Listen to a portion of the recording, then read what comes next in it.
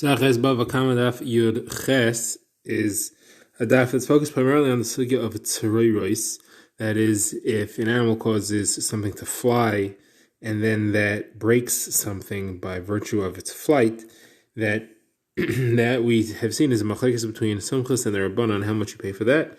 According to Sumchus, it's a regular nezek shalim, like any regel, and according to the Rabbanan, there is a halacha mashmisina that is only chatzi nezek. Now the Gemara is discussing a few shilas here. The Gemara's first shilah, which we're already in the middle of, is what happens if the animal kicks the kli itself, and then that kli flies and breaks itself. So on the one hand, the animal contacted it itself.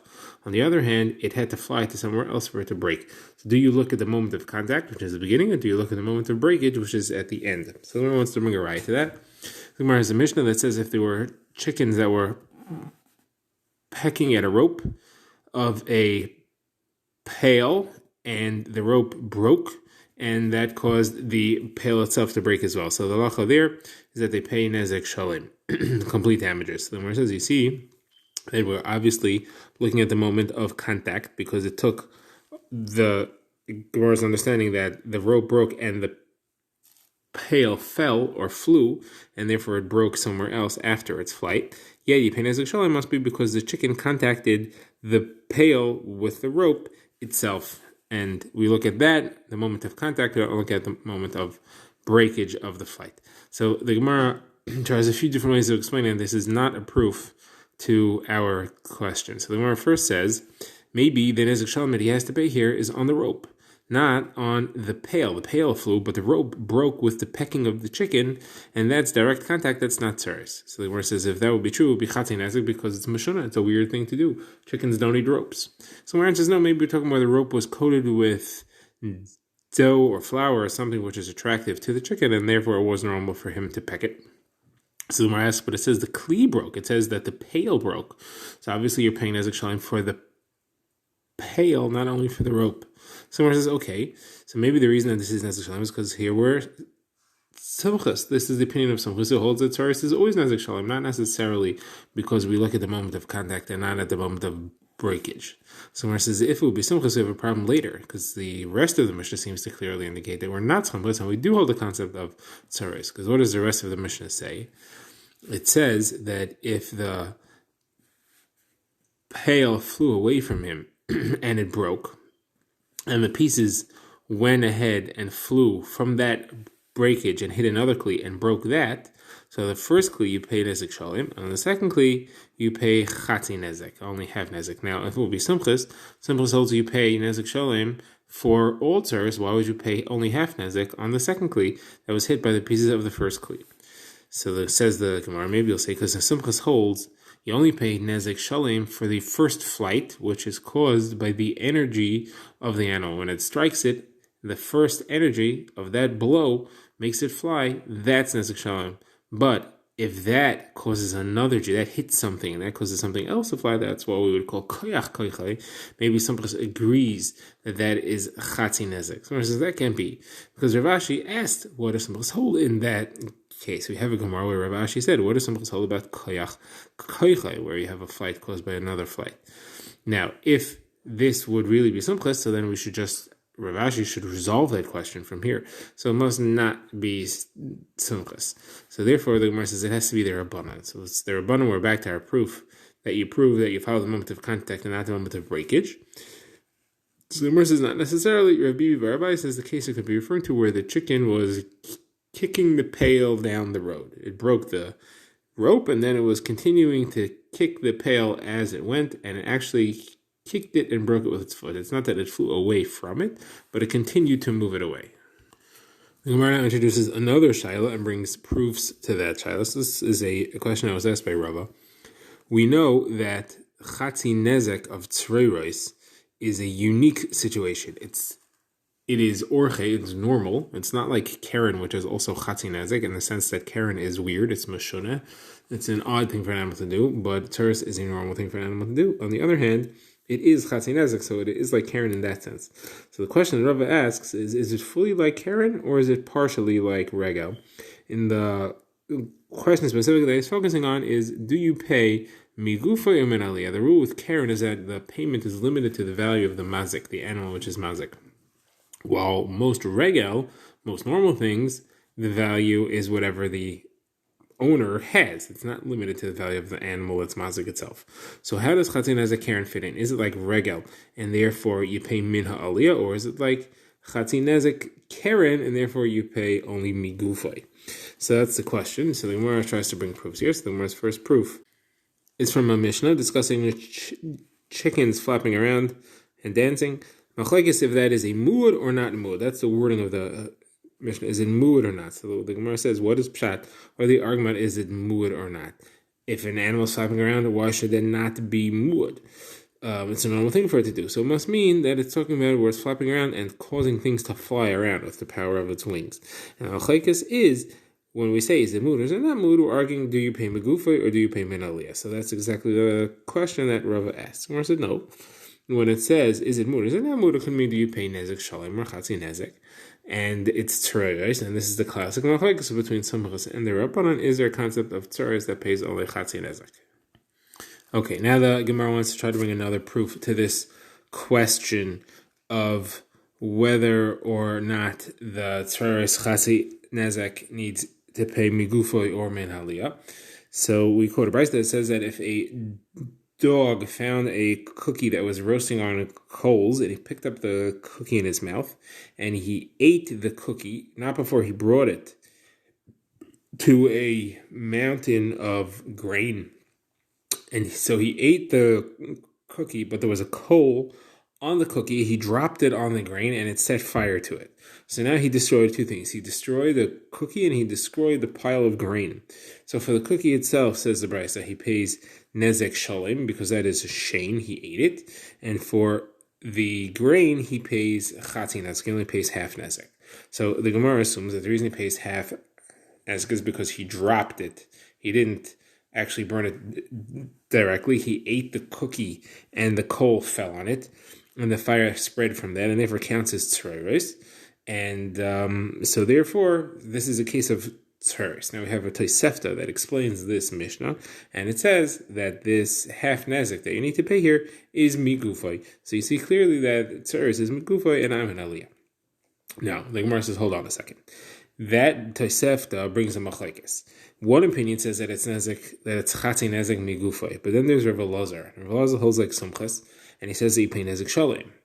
And he also says migufay. He says you pay nezek shalom migufay. Now, if you're right that the reason you're paying chatzin nezek here is because it's tzeres, and Rav Elazar is arguing because he holds like sumchas and says that tzeres pays nezek shalom, then the migufay can't be because of tzeres, because we never had a tzad that sumchas would say that the nezek shalom you pay for tzeres is migufay.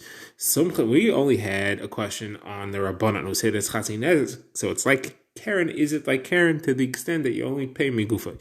But if Rabbi Elazar is holding like sumchas that is nezek shalom, there's no way to explain that you are paying migufay for that. Sumchas would never hold that way because he doesn't hold it. It's like a Karen at all. So therefore, we have to have a whole different explanation of this Mishnah and a Tosefta on it to explain why it's migufay and why it's half nezek Karen at all. And therefore, we have to say that this Mishnah holds like sumchas through and through, and holds that tzeres always pays nezek shalom. The story over here was that there's a shinoi, and he did something weird, and it's actually Karen. It's not Shane. It picked up the cookie, it put down the cookie, it did something unusual with the cookie, and therefore it's Karen. And the reason why it's Chatzi Nezek, according to the Bava Kamma there, is because it is Karen and it's not Mud, it's a Tam.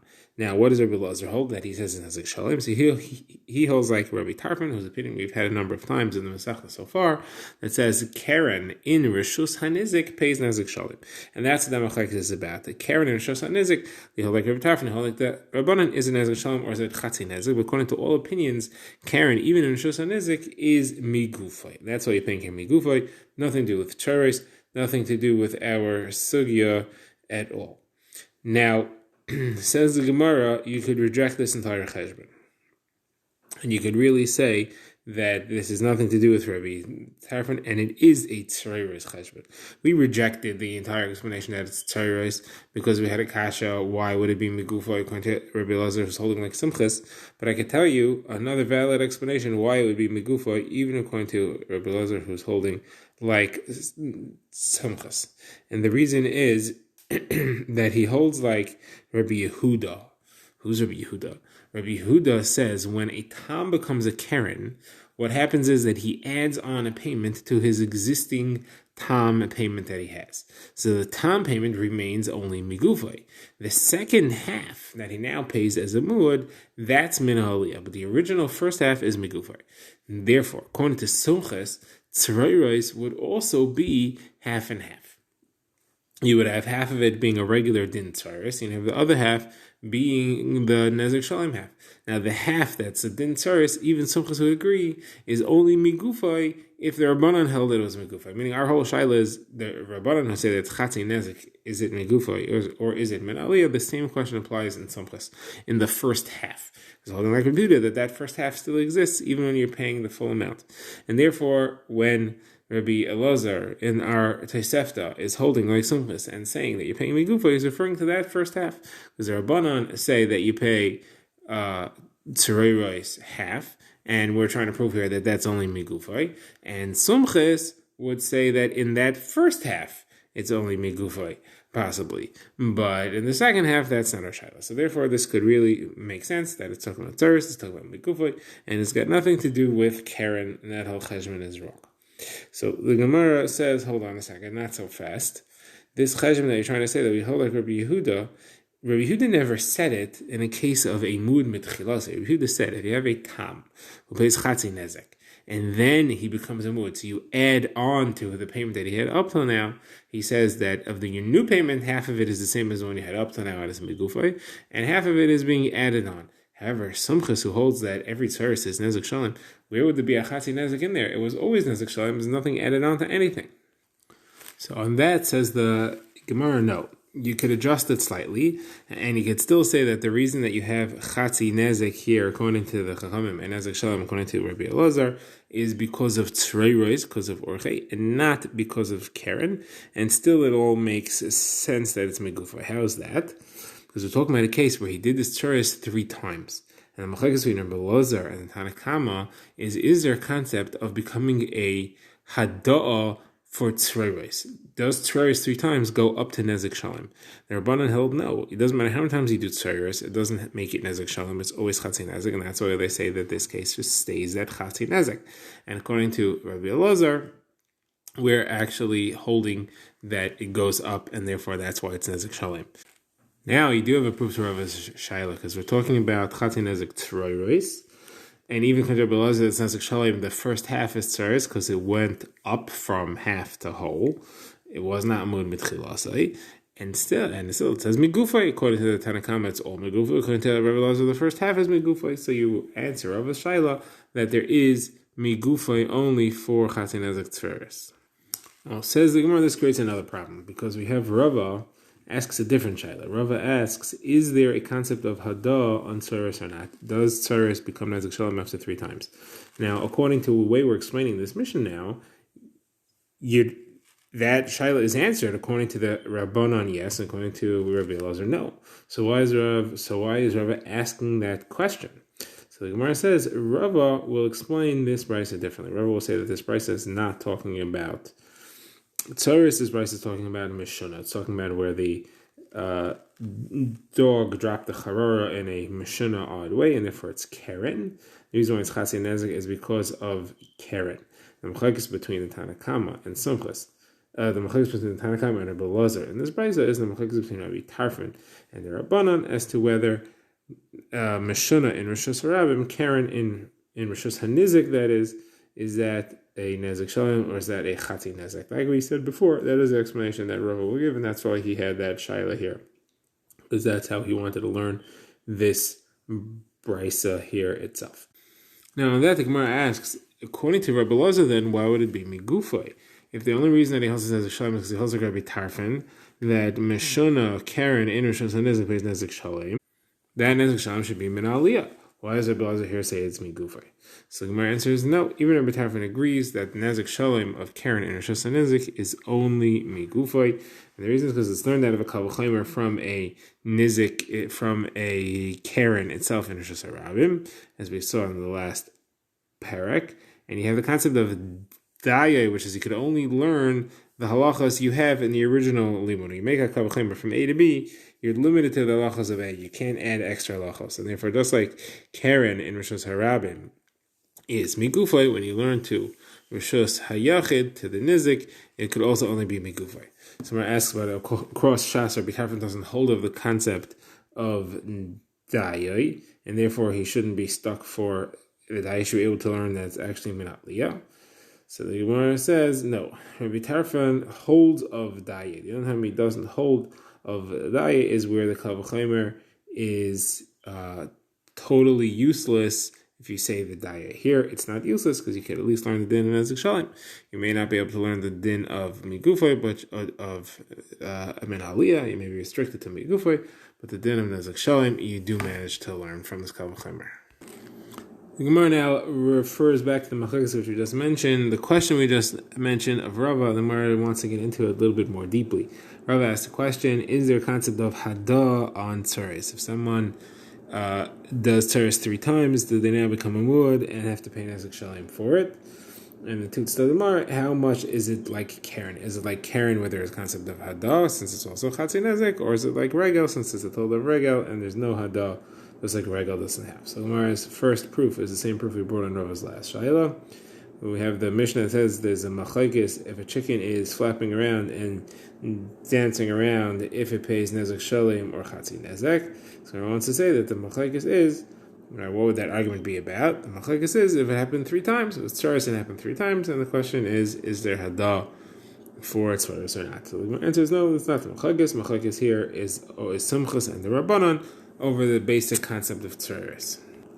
Umar's next proof is from another brisa. You have an animal that dropped fecal matter into a dough, and obviously it ruined the dough. So what's Allah Chalir? So Machlekes, Rabbi Yehuda says Nezek Shalim, Rabbi Elazar says Chatzi Nezek. So the Gemara wants to say dropping the glolim is Tzrei, and what then would this Machlekes be over? So the Gemara wants to say maybe it's because it happened 3 times, and the Machlekes is there Hada for Tzrei or not. So the Gemara says no, this is the basic Machlekes again, Somchas and Rabbanon over the basic concept of Tzrei. Now, the Gemara has 2 questions there. The Gemara says, first of all, it's Meshuna, it's not normal for an animal to do that, so it should be Karen, and should be only Chatzi Nezek for that reason. So my answer is that it was trapped in a tight space and didn't have anywhere to go, so therefore it's normal. So Gemara says, and then, if the Machlekes is over the basic Rabbanan and Samchas, why doesn't Rabbi Yehuda say Allah is like Samchas, and Rabbi Elazar say Allah is like the Rabbanan? Why are they not being miyaches the machlokes to its original source? Why are they making it sound like their own machlokes? Well, so they're adding something to it. They're extending the machlokes. Just from the machlokes Simchas and the Rabbanan, you wouldn't know that this machlokes applies here, because you may think Golam is considered to be the body, because it does it with the body itself. Kamash Malan, then no, it actually is Tzeres. One final raya the Gemara has from a case of an animal that breaks something with noise. So we have 2 cases here, 2 Maimorim of Amiraim. So the first one is, remember, Cheskel says if a rooster sticks his head into a glass kli and crows and breaks it, you pay Nezek Shalim. But then you have Rav Yosef in the name of the Beirav, who says that if a horse neighs or a donkey brays and it breaks the kli, you pay only Chatzi Nezek. Chaykas Nezek Shalim or Chatzi Nezek. Noise sounds like it should be Tzeres, there's no physical contact. So the Gemara says that the machlokes should be, if it happened 3 times, is there hada or not? So Gemara no, again, the machlokes is over. The basic machlokes of Simchas and the Rabbanon is their Nezek Shalim for Tzeres or Chatzi Nezek for Tzeres. So Gemara asks again, it's weird, it's Mashona, it should be Karen. So Gemara answers, no, there was seeds inside the kli, and that's why it did this, and therefore it is normal for it to do.